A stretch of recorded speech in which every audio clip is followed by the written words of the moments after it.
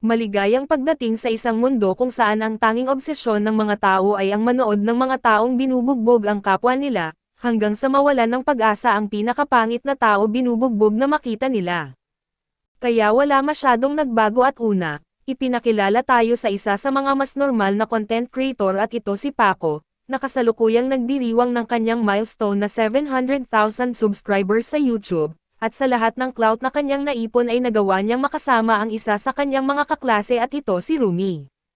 Binisita siya sa kanyang channel at pati na rin ang isang bagong YouTuber at alam na alam niya kung paano makukuha ang pabor ng algorithm. Tinanong siya ni Paco tungkol sa kanyang channel at sinagot niya na karamihan ay gumagawa siya ng makeup vlogs. Pero batay sa ginawa niya sa kaawa-awang kaluluwa na nag-alok na maging modelo niya, mas mabuti pa na ikaw na lang mag-ayos ng sarili mo sa isang madilim na kwarto at hindi naman talagang tanga si Hoban para pumayag sa ganitong bagay, subalit ang banta ng pagkakaroon ng bugbog sa mukha ay gumagawa sa kanya na maging isang lalaking may lakas ng loob. Nagmukha siyang nakakatawa sa harap ng kamera at pinilit ang pinaka-hindi natural na ngiti na nakita natin, pero pag siya na lang mag-isa, inilabas niya ang tunay niyang nararamdaman tungkol dito.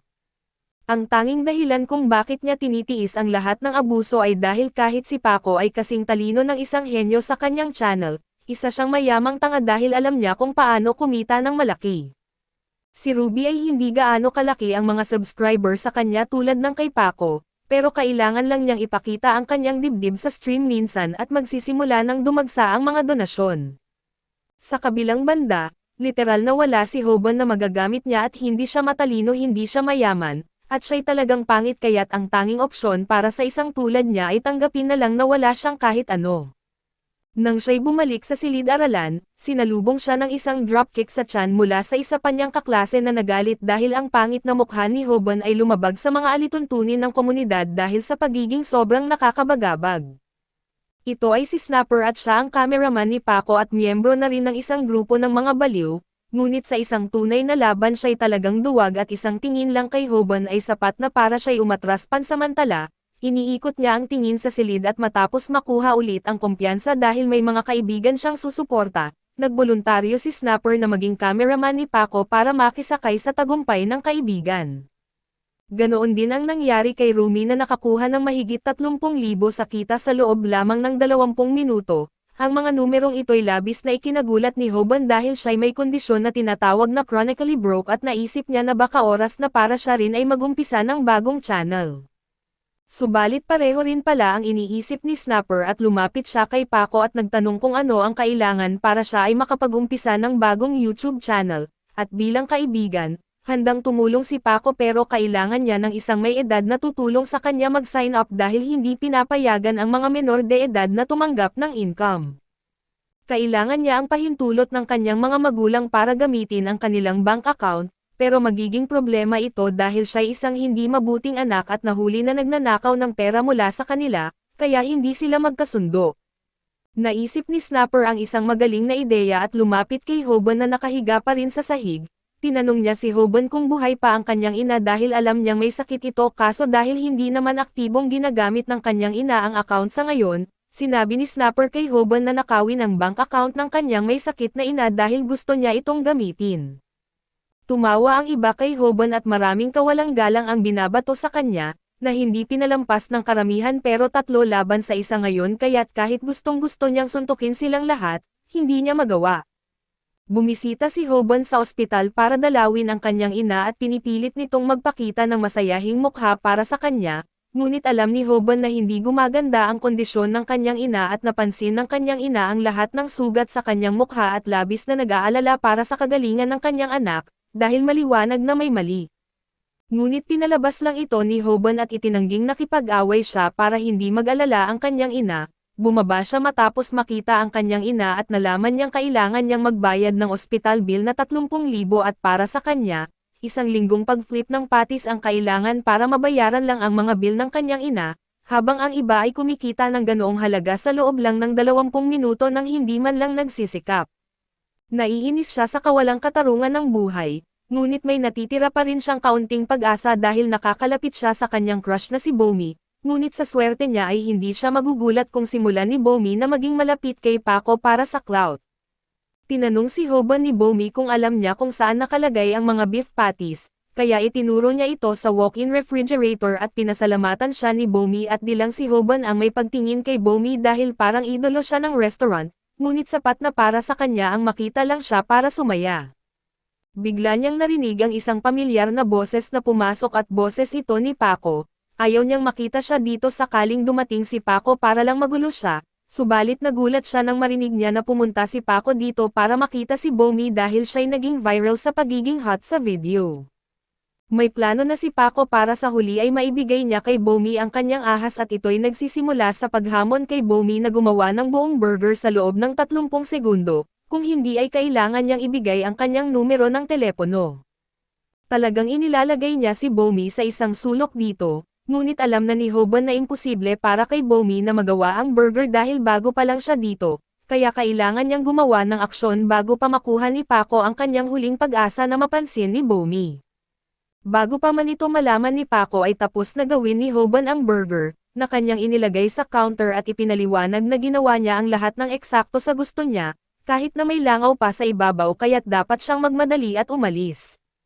Alam niya na bubugbugin siya ni Paco sa eskwelahan dahil sa ginawa niya, ngunit sulit ito para ilayo si Bomi mula sa lalaking iyon at baka kahit paano ay nakakuha siya ng ilang puntos ng pagmamahal mula sa kanya. Kinalaunan ng gabing iyon, bumalik si Hoban sa bahay kung saan siya ay kumakain ng ramen para sa hapunan, ngunit may problema siya dahil sa binabantaan siya ni Snapper na hayaan itong mag-stream sa kanyang bahay, at napilitan din siyang ibigay ang detalye ng bank account ng kanyang ina. Dagdag pa nito, ang ramen na kanyang niluluto ay hindi naman para sa kanya kaya't dinuraan niya ito bago ibinigay kay Snapper at siya'y nandoon at kumikita ng 30,000 sa mga donasyon habang nasa bahay ng iba, kaya iniisip niya na hikayatin si Snapper na hatiin ang ilan sa kita sa paggamit ng kanyang bahay. Gayunpaman habang papalapit si Hoban kay Snapper, natapilok siya sa extension cable at hindi sinasadyang naputol ang laro ni Snapper habang natapon din ang mainit at may laway na ramen sa mukha niya. Nagngit-ngit sa galit si Snapper at sinimulang bugbugin si Hoban dahil sa pagkawala ng 30,000 sa mga donasyon, at hindi makapaniwala si Hoban na hinahayaan niyang bugbugin siya sa loob ng kanyang sariling bahay. Ngunit lumalagpas na sa linya si Snapper nang sabihin niya kay Hoban na siya marahil ang dahilan kung bakit may cancer ang kanyang ina, at sa sandaling iyon ay may kung anong naputol sa loob niya at siya ay nakagawa ng isang bagay na hindi niya maibabalik. Hinablot niya ang ilang kimchi at inihagis ito sa mukha ni Snapper bago niya ito binigyan ng pinakakarapat-dapat na uppercut sa buhay niya. Sinuntok siya pabalik ni Snapper ngunit sa totoo lang, mahina siya kumilos kaya nakayanan ni Hoban ang suntok at nagpatuloy sa pakikipaglaban. Ang pagtindig para sa sarili niya ay hindi kasing hirap ng iniisip niya noon, kaya kumuha siya ng higit pang kimchi at nagpatuloy sa pakikipagbunok kay Snapper habang patuloy ang pagre-record ng camera at sa ibang parte ng lungsod, nakita ng isang babae ang dalawang binatilyong nag-aaway na may pagkain sa kanilang mga boxer shorts, at bagaman hindi niya ito nirerespeto, nagkaroon siya ng interes dito. Pagkatapos ng away at matapos mapaalis si Snapper, naiwan si Hoban sa isang gulong bahay at nagsisimula ng maramdaman ang sakit ngayong nawawala na ang adrenaline at nagsisimula na rin siyang mag-alala kung magkano ang gagastusin para ayusin ang lahat ng nasirang bahay, ngunit ayaw niyang isipin ito kaya nagpasya siyang magpahinga sa sahig at matulog. Kinabukasan, nakatanggap si Hoban ng isang nakakagulat na tawag mula kay Snapper, na talagang nagpapanik at sigaw siya ng sigaw kay Hoban na tanggalin ang video. Ngunit hindi alam ni Hoban kung ano ang pinagsasabi ni Snapper. Akala ni Hoban na na-disconnect ang stream nang namatay ang computer, ngunit hindi nawala ng kuryente ang webcam kaya nakuha sa 4K ang lahat ng nangyari pagkatapos noon doon ay ipinaliwanag ni Snapper na na-upload ang video ng kanilang away sa YouTube at papatayin siya ng kanyang mga magulang kung makikita nila ito, hindi pa kasama dito kung gaano ito pangit tignan na matalo sa isang taong lumalaban gamit ang kimchi. Hindi makapaniwala si Hoban sa kanyang naririnig kaya nagpunta siya sa YouTube para makita ito para sa sarili niya, at talagang naka-online ang video sa lahat ng kimchi fighting glory nito at sa magdamag, kumalat na ito sa buong mundo kaya nag-alala si Hoban na mula sa pagiging nabubuli sa lokal, naging internasyonal na ang bullying kay Hoban. Pero bago niya i-delete ang video para makaiwas sa karagdagang kahihiyan, napansin niya ang isang pangkaraniwang usapan tungkol sa kung paano ang bilang ng views ay katumbas ng kinita, humigit kumulang 0.1 per yen bawat views, at ang video ay mayroon ng mahigit 10 milyong views, kaya't kumita si Hoban ng 1 milyong yen magdamag.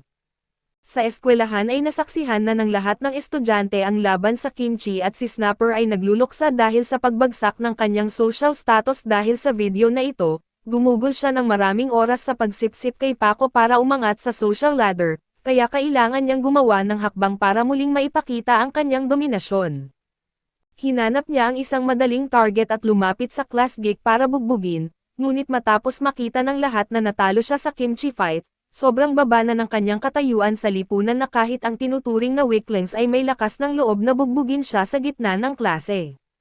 Ang karaniwang estratehiya ni Snapper na umaasa kay Paco para takutin ang mga tao ay hindi nagagana dahil iniwan na siya nito, samantala karating lang ni Hoban sa ospital kung saan sinabihan siya na ang gastos sa paggamot ng kanyang ina para sa linggong iyon ay tumaas na sa 120,000, na magiging problema sana kung hindi siya biglang yumaman. Paglabas ay sinuri ni Hoban ang video at nakita niyang patuloy ang pagtaas ng bilang ng views, kaya kumikita siya ng mas malaking halaga subalit bigla siyang sinuntok ni Snapper. Nagagalit ito dahil naging katatawanan siya dahil sa video ni Hoban, kaya sinimulan niyang manghingi ng kalahati ng perang kinita mula sa views. Hindi na si Hoban ang dating duwag tulad ng nakaraang araw, kaya't diretso siya sa target at nakipaglaban dito at walang paraan na ibibigay ni Hoban ang kahit anong pera kay Snapper dahil nasa account ito ng kanyang ina at ang detalye nito ang ginamit niya para makalikha ng stream sa unang lugar. Nagpatuloy ang laban pero hindi natakot si Hoban sa kanya dahil nakipaglaban na siya rito noon, kaya mas madali na ito ngayon at hanggang sa gabi, pinapakalma ni Hoban ang umiiyak na si Snapper ngunit pinapanindigan niya na hindi niya ibibigay ang kahit anong pera mula sa video. Tila ito ang simula ng isang di inaasahang pagtutulungan at bagaman hindi gusto ni Hoban si Snapper, ang ideya na kumita ng malaking halaga ng pera ay nakakatukso lalo na't kilala si Snapper sa pagtulong kay Paco na marating ang kinaroroonan niya ngayon. Malaki ang maaaring maitulong ni Snapper kay Hoban pagdating sa streaming, isang bagay na hindi lubos na nauunawaan ni Hoban kaya't ang alok ni Snapper na maging producer niya ay nagpapakita ng isang pagkakataon para pareho silang kumita ng malaki. Ang panlinlang ni Snapper sa pag-aalok ng paghahati, at ito'y 70% para sa kanya at 10% lamang para kay Hoban ay mabilis na nakita bilang hindi makatarungan, at sa pagpapakita ng hindi pagsang-ayon, na ipakita ni Hoban na hindi siya basta-basta pumapayag sa hindi patas na kasunduan. Sa huli ay nagtagumpay si Hoban sa pagpapababa ng paghati sa pabor sa isang mas makatarungang alok, kung saan siya ay makakakuha ng 10% para sa sarili at ang mungkahi ni Snapper na gumawa ng mga video kung saan haharapin ni Hoban ang mga bully sa totoong pagkakataon ay isang kawili-wili na twist. Ito ay nagbibigay daan para kay Hoban na gamitin ang kanyang mga karanasan sa bullying, hindi lamang para sa personal na kapakinabangan kundi bilang isang paraan para bigyan ng inspirasyon at turuan ang iba. Subalit dito muna matatapos ang recap natin sa episode 1 ng bagong anime na ito. Antabayanan po ninyo sa susunod na linggo ang bago nating episode.